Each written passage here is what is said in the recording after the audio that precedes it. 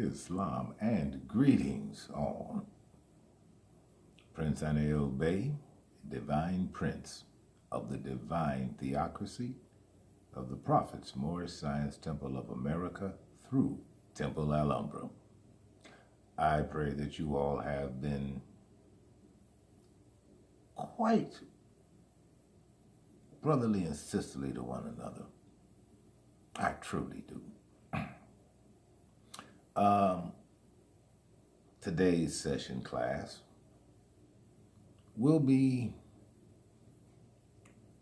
informational. This session will be informational, and I'm sure that some of the information that I'm going to share with you will wind up in a rest of the session video.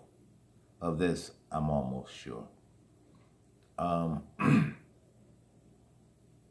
I want to bring you all up to speed on some things, on some of the work that I've been doing in the interest of the Moorish Science Temple of America and for the benefit of you, the Prophet's adopted sons and daughters. This is a notice of foreign jurisdiction card. That's what this is. This is a notice of foreign jurisdiction card issued by the United States of America Secretary of State through the Office of Authentication. That is where this came from. I am not a U.S. citizen. I am an American national, just like most of you are. You're not a U.S. citizen unless you care to be one. And I care to be what I am.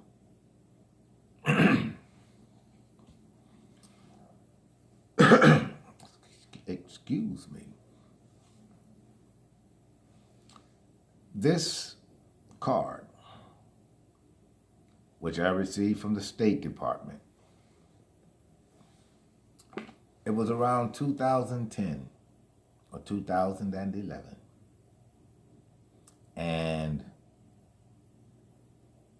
I was educating the Moors. And I let them know what I was going to do, because I had to meet with the Secretary of the Army, who at the time was named McHugh. And I met with him. I was told that if I could bring 500 people to the gate of the Pentagon, then we could talk. Well, after a month of explaining to the Moors what was about to go down, and I listened to them, and they all wanted it, they all wanted it, they all wanted it, they all wanted it. All I had to do was bring 500 people to the Pentagon gates. Well, I wanted at least 500 Moors to have one of these in their pockets. I wanted at least 500 Moors to have notice of foreign jurisdictions in their pockets. Well, on the day that we were to show up at the Pentagon, I was there. And I was the only one there. Therefore, you want to tell me how that turned out that day? Can you imagine what this place would be like with 500 such people. 500. Doing the work unencumbered and unmolested by agents of Rome. Because they're visitors here. Well, not anymore, but they were. At any rate, that is some of what I have been working on. And another thing that I have been working on is our money. Now, I have a letter ready. This letter is to go to all vendors, contractors, what have you, that this government requires. Whatever we need, it's already paid for. And this letter is, this letter I'm about to read is the letter that will go to all vendors and merchants or whoever this government does business with. And the letter is as follows. Let me see, wrong letter. Wrong letter. Ah, here it is. This is the letter to Stephen Mnuchin, the Secretary of the Treasury. And I sent him a letter so that he will know when requests for settlements come in. And this letter is proof of my authorization for you to receive settlement. You remember, this is to the merchants and vendors or whoever does business with this government. Proof of my authorization for you to receive settlement lies in the following information. Name, Princeanaelbey. I do business in the United States and in America as Sheikh Dr. P. Vernon Crowell Bey. Authentication number at the Department of State is 1600-4143. And I give them the State Department's Authentication Office telephone number. And I give them my Federal Reserve Bank account number in Atlanta, Georgia, and Treasury account number at Treasury, which is, well, you don't need to know the number, not that you do anything with it. Present this information to the Secretary of the Treasury, and he will know that I authorized you to collect the debt. This information will serve as proof of my authorization and put my hand and seal for your company to collect on your claim for settlement. I expect for your company to do its due diligence and authenticate my veracity before contacting Secretary Mnuchin. At that time, I had issued the United States $1.2 trillion worth of my credit. And what the United States did was they put those credits on the asset side of its ledger. Now, what it has done in law is called theft, dishonor in commerce, or whatever name you wish to put to it. But because I have no illusions about the United States, I do have hope for Mr. Donald Trump, because I think he's doing a spectacular job. However, this is something I would like for him to address. I really would.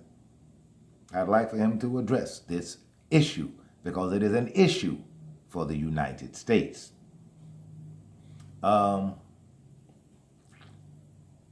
I am going to begin cutting checks and sending those checks to the Secretary of State's office. There's another letter that I wrote to Secretary Mnuchin, and it was about the action that I took. And it's in this letter.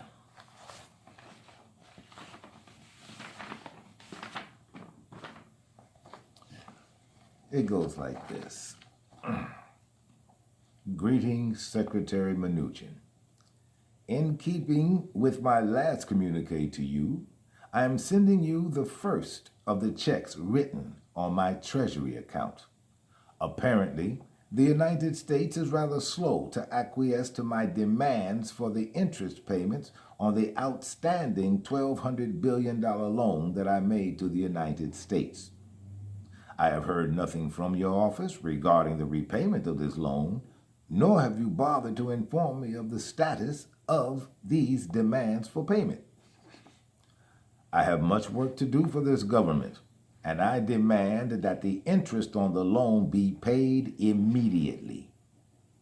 Mr. Secretary, due to your lack of cooperation, this check is written against my Treasury account, which is held in trust to you and the actual treasurer, when the president appoints one, because he hadn't appointed one by then, who are the agents for the United States of America Corporation Company. I have building to do, and I want you to authorize payment on this account immediately. There will be more checks coming to your office, written against my Treasury account for settlement. Again, Secretary Mnuchin, all presentments, contracts for settlement, and any and all items for settlement shall be sent to you for settlement. Secretary Mnuchin, an IRS Form 56 designating you as my fiduciary has been sent to the IRS. The Form 56 was recorded as a declaration and then sent to the IRS as a notice of fact. Therefore, Mr. Secretary, your signature was not required on the Form 56, and it isn't. Mr. Mnuchin, I expect for you to honor this check and all subsequent checks under my name and account number until the United States begins to make good on its financial obligations to me. Be it known, Mr. Secretary, this issue will not go away. It must be settled with honor and commerce on the part of the United States of America Corporation Company. Until you and your organization honor your obligations to me regarding these bonds, you will be receiving checks written out against my Treasury account. These are to be honored as well.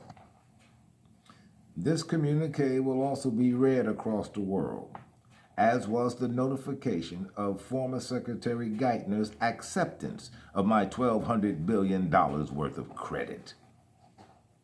What was reported in the Washington Post was $700 billion. Be it also known, Mr. Secretary, I will be informing the President about his subordinates and their lack of adherence to law, honor and commerce, and how his subordinates reflect on his presidency, especially where matters of commerce and the debts of the United States are concerned. This is one of those matters, Mr. Mnuchin. So next week, I will begin looking for parcels of land because I intend to start building this year. What else did I want to tell you? What else do I want to tell you? I think,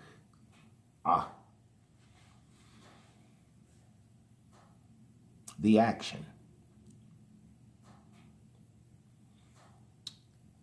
I was supposed to have a time and a day for you today. I didn't do it. There are no excuses. There's just a lot to do and not a lot of help. But there are no excuses for not having that for you today. I want you to know that because I told you I would have it today. Well, this weekend.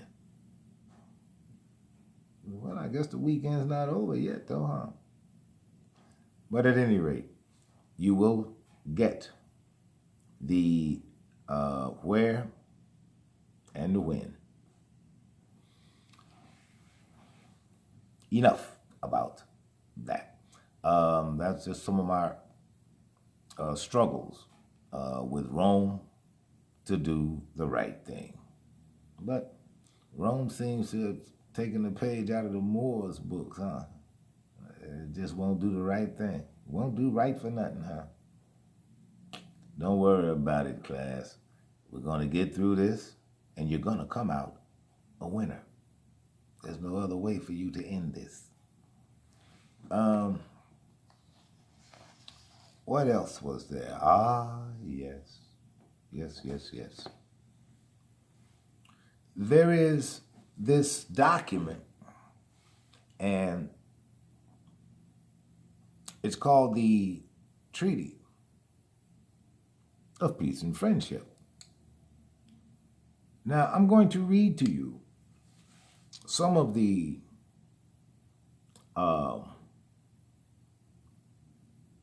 parts of the treaty, and I'm going to point out to you which parts of the treaty the United States has violated continuously. I mean, we can start with the absolution, with the abolishment of the United States Congress and Assembly. See, George Washington, he disbanded it because it didn't suit his purpose. The reason it didn't suit his purpose was because Uncle Muhammad okayed the United States Congress and Assembly. Now, the United States Congress and Assembly had Moors in it. When it was first instituted in the 1700s, there were Moors there because this is the land of the Moors. Why shouldn't they be represented in this new settlement that George Washington kept calling a nation, and it just exploded. But at any rate, the Treaty of Peace and Friendship, the Church, England, France, and Spain, oh, they needed it. They needed it. And as I run through these articles, which the United States has openly violated, prayerfully, you all come to class with your scribes and parchment. Okay. Article 1. Article 1 says, we declare that both parties have agreed that this treaty consisting of 25 articles shall be inserted in this book and delivered to the Honorable Thomas Barclay. And if you've ever heard of Barclay Banks, that's the guy they're named for, Thomas Barclay. The agent of the United States now at our court, with whose approbation it has been made, and who is duly authorized on their part to treat with us concerning all the matters contained therein. Article 2.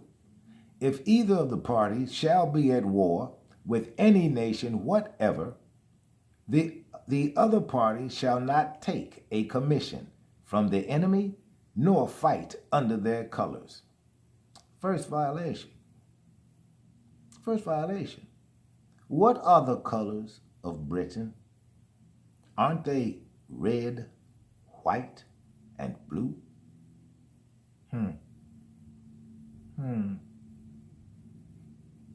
If either of the parties shall be at war with any nation whatever, and take a prize belonging to that nation, and there shall be found on board subjects or effects belonging to either of the parties, the subjects shall be set at liberty, and the effects returned to the owners.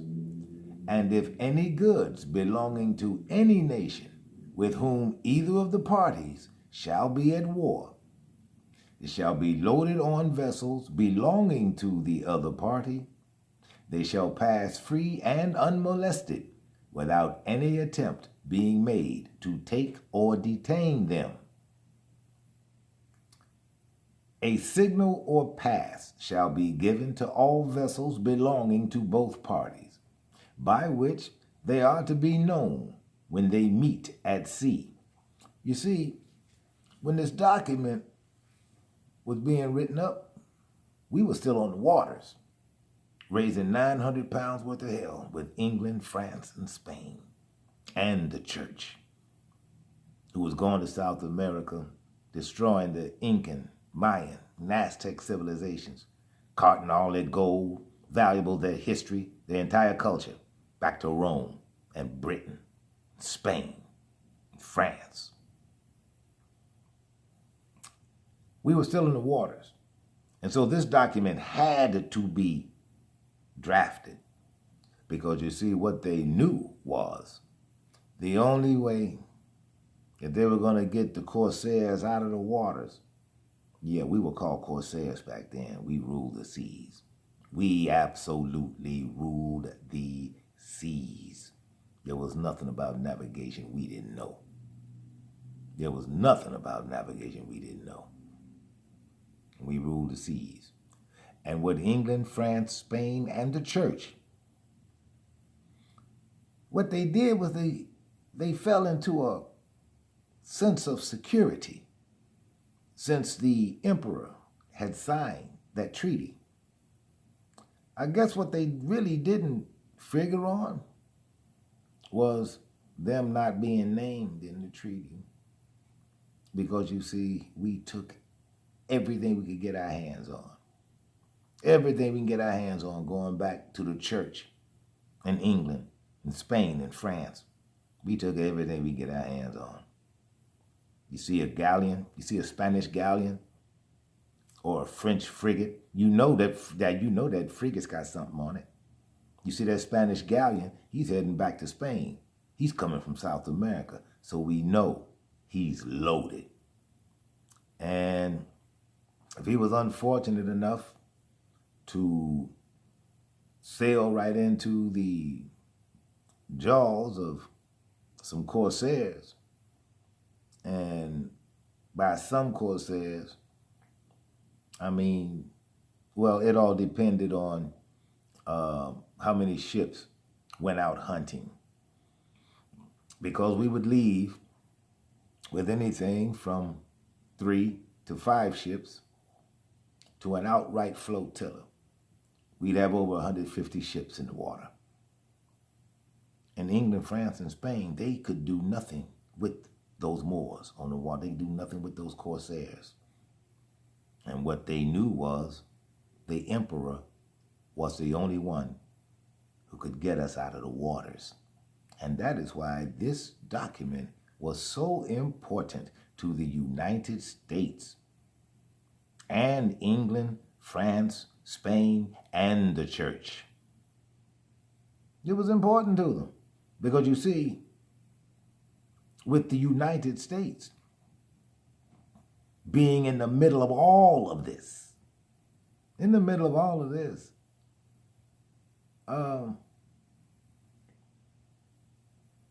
was the only one that got free passage on the water from the Moors, from those Corsairs out there.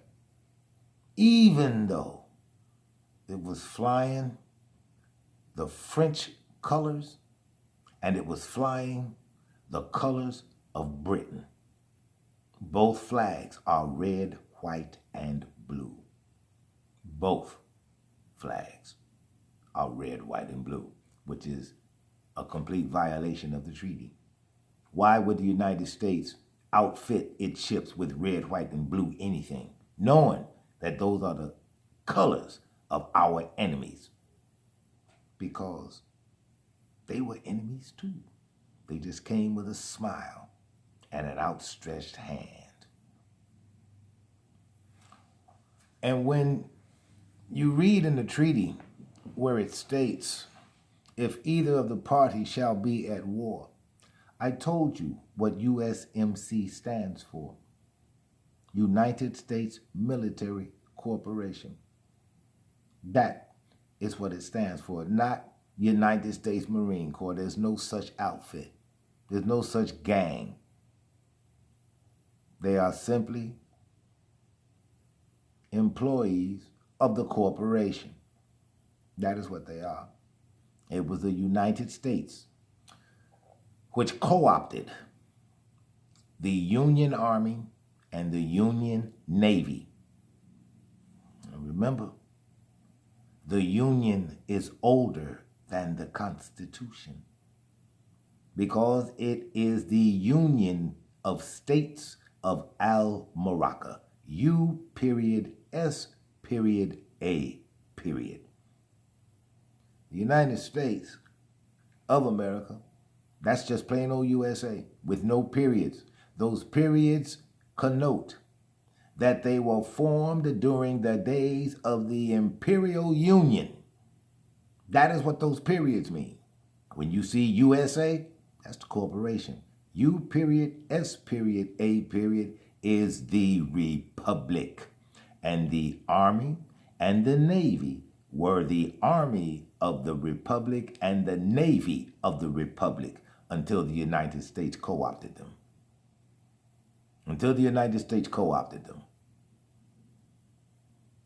Because I still remember the oath I took. My oath said, I will preserve, protect, and defend the Constitution for the United States, not of the United States. I could give a damn about that rag. I could care less about it. And let me get on to some more U.S. violations of the treaty. If any more shall bring citizens of the United States or their effects to His Majesty, the citizens shall immediately be set at liberty and the effects restored, and in like manner, if any more, not a subject of these dominions, shall make prize of any of the citizens of America or their effects, and bring them into any of the ports of His Majesty, they shall be immediately released, as they will then be considered as under His Majesty's protection. Let me clarify this for you.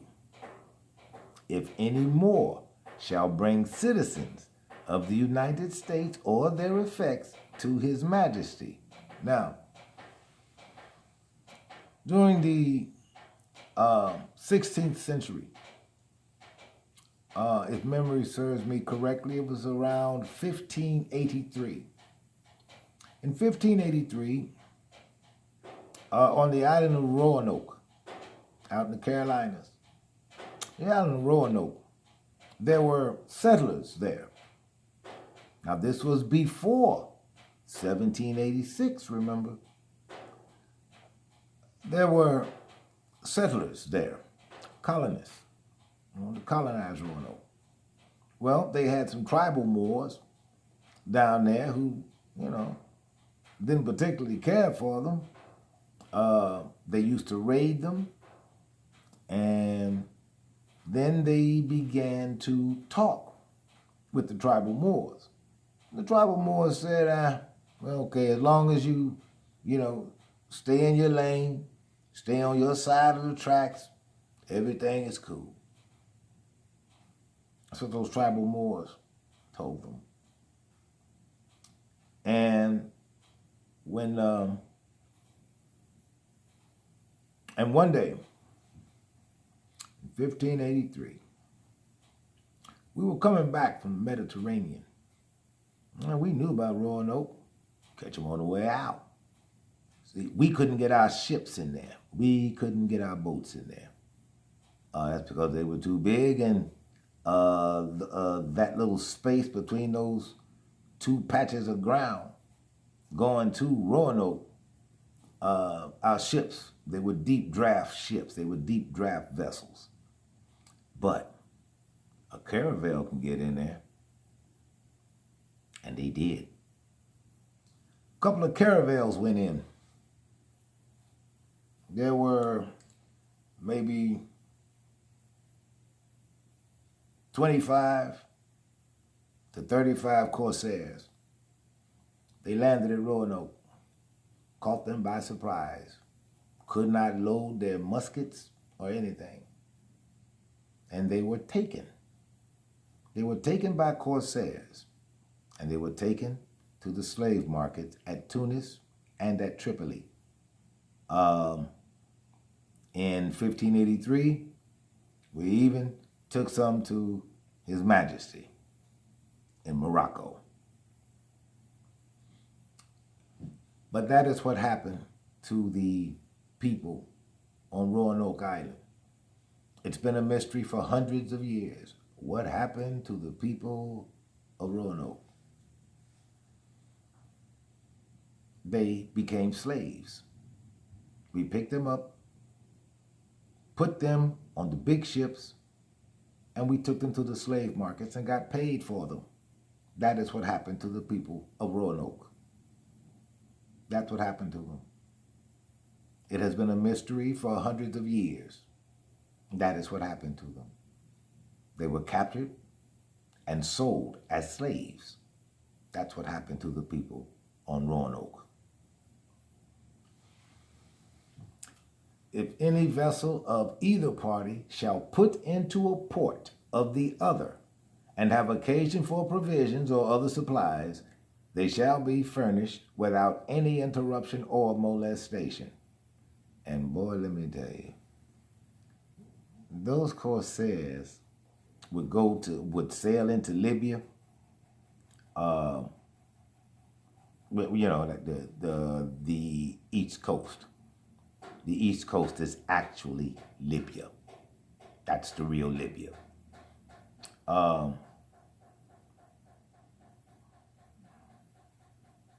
They shall be furnished without any...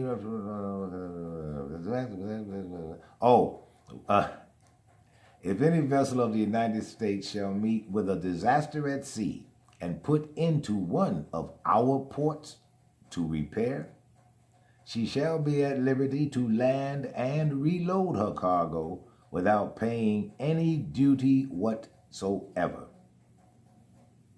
Now, that just goes to show you the magnanimity of Uncle Muhammad.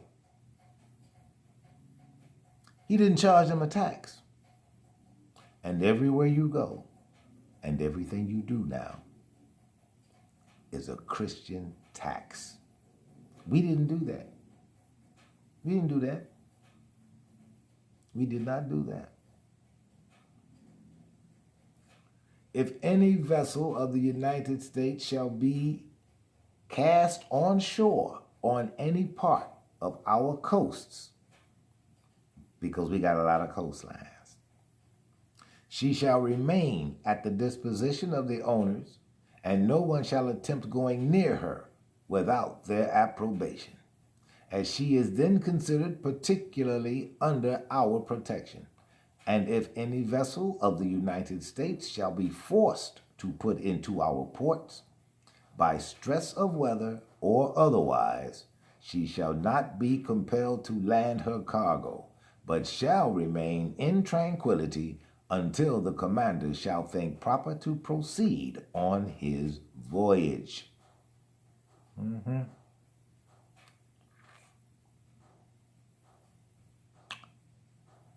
If we shall be at war with any Christian power, and any of our vessels sail from the ports of the United States, which is only Libya, no vessel belonging to the enemy shall follow until 24 hours after the departure of our vessels.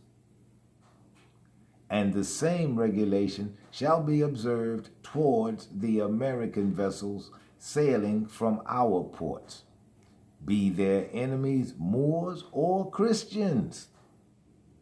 You see? Now, that's Washington lying. That's Washington lying through Thomas Barclay, through Thomas Jefferson, through and through and through and through. He's lying. He is lying.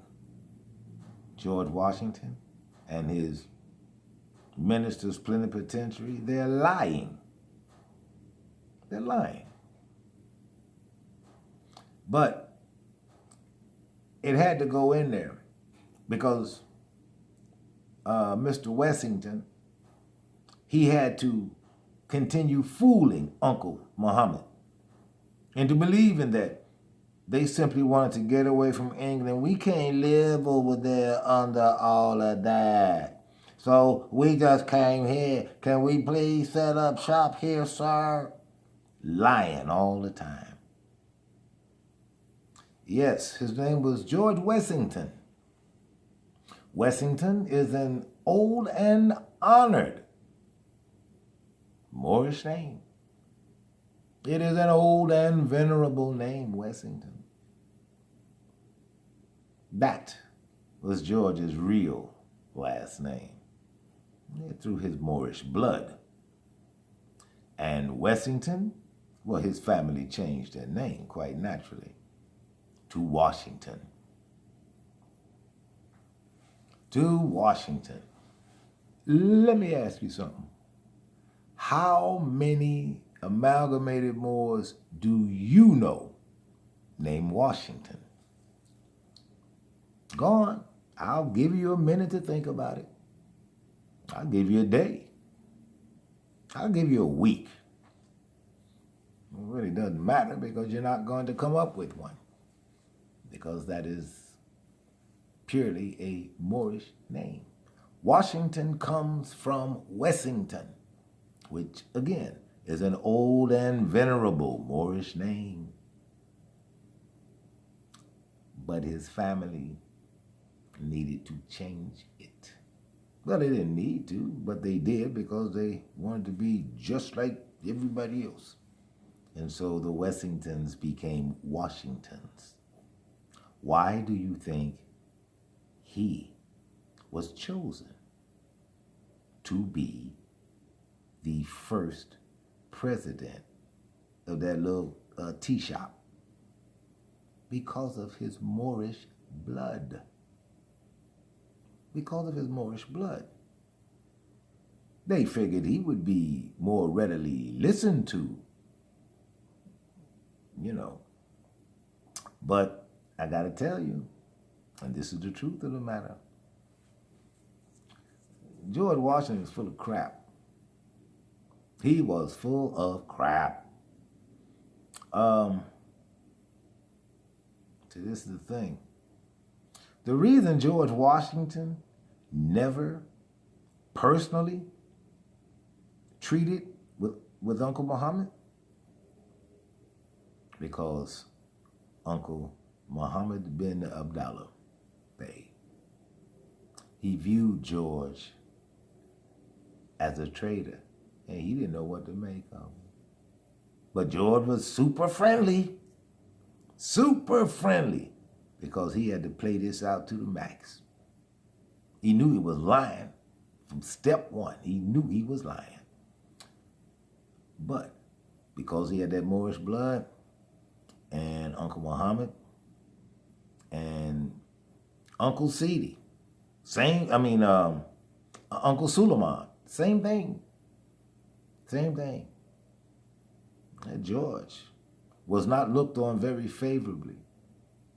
And when the Europeans went into Tunis and Tripoli, which is Minnesota and Wisconsin, respectively, when they went into Tunis and Tripoli, they would be killed in Tripoli. They would be sold in the slave marts in Tripoli. The same thing with and the same thing in Saqqara. Saqqara had a slave market too. Saqqara had several slave markets. In fact, Saqqara was practically the Walmart of slaves. You could always go to Saqqara and get slaves.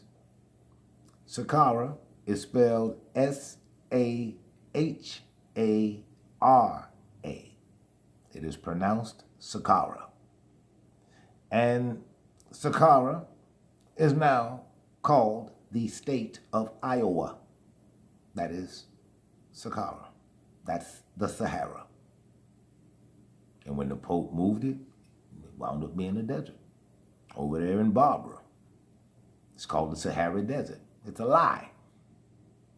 The country of Saqqara is right next door. It's called Iowa now.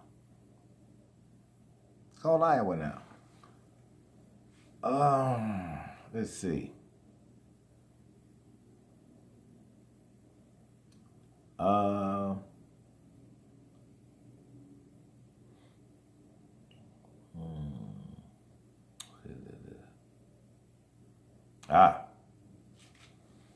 This is interesting.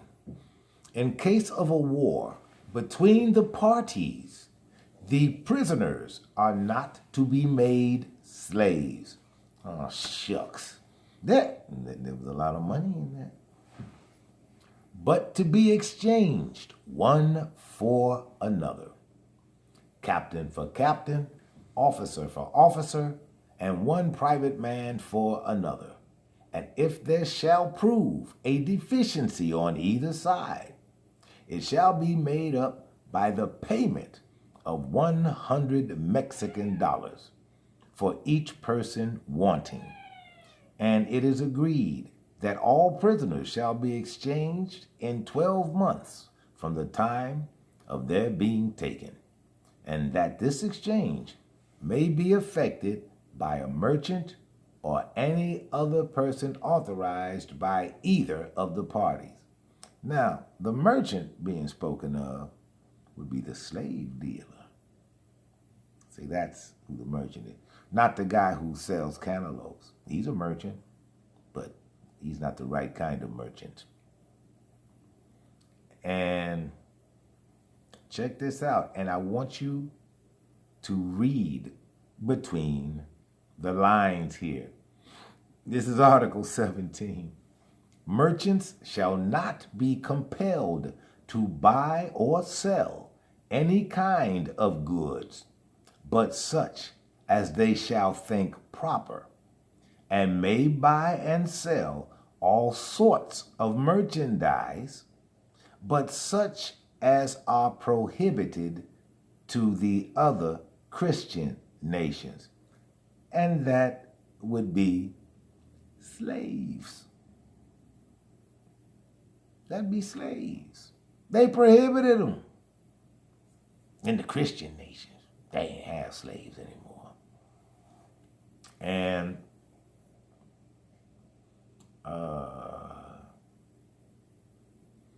but those are some of the articles in the Treaty of Peace and Friendship.